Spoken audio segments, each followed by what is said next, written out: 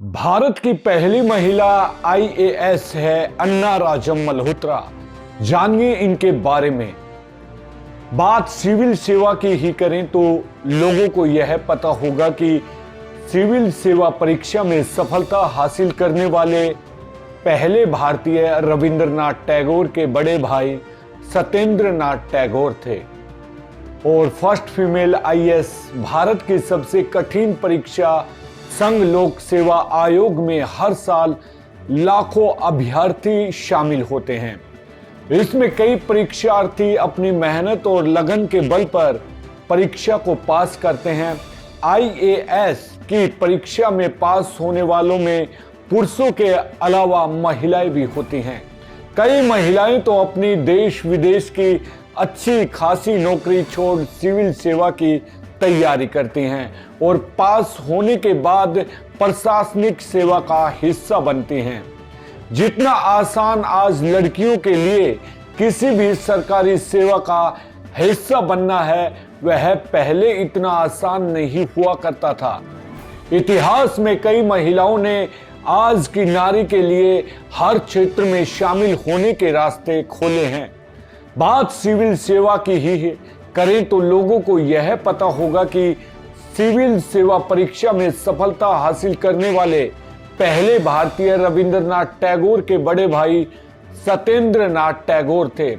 लेकिन क्या आपको पता है कि भारत की पहली आईएएस महिला कौन थी जिन्होंने यूपीएसएससी की परीक्षा पास की थी? जानिए देश की पहली भारतीय महिला आईएएस के बारे में।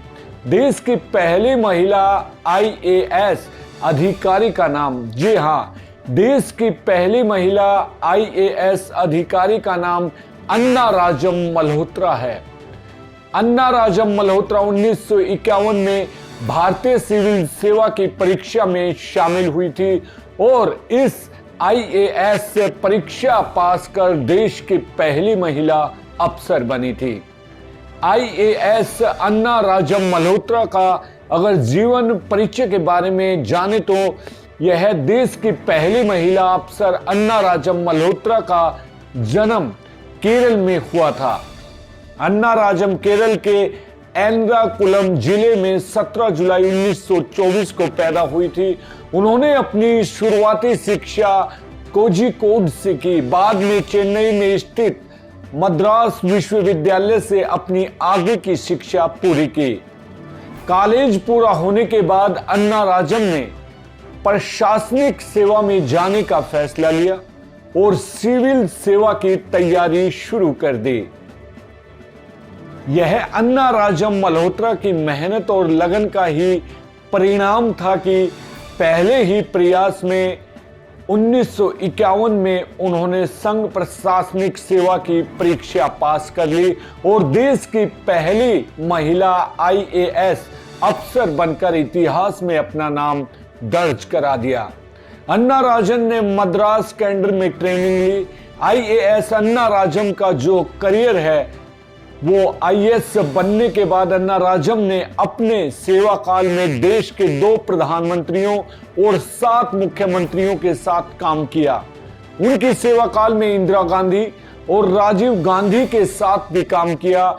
1982 में दिल्ली में एशियाई खेलों का आयोजन हुआ। उस दौरान अन्ना राजम मल्होत्रा एशियाई खेलों की प्रभारी के तौर पर कार्यरत थी। अन्ना राजम मल्होत्रा ने केंद्रीय गृह मंत्रालय में भी अपनी सेवाएं दी।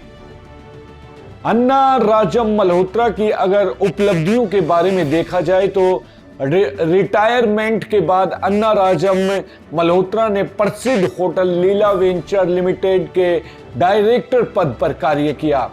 बाद में देश की सेवा करने के लिए अन्ना राजम मल्होत्रा को साल 89 में भारत सरकार ने पद्म भूषण अवार्ड से सम्मानित किया।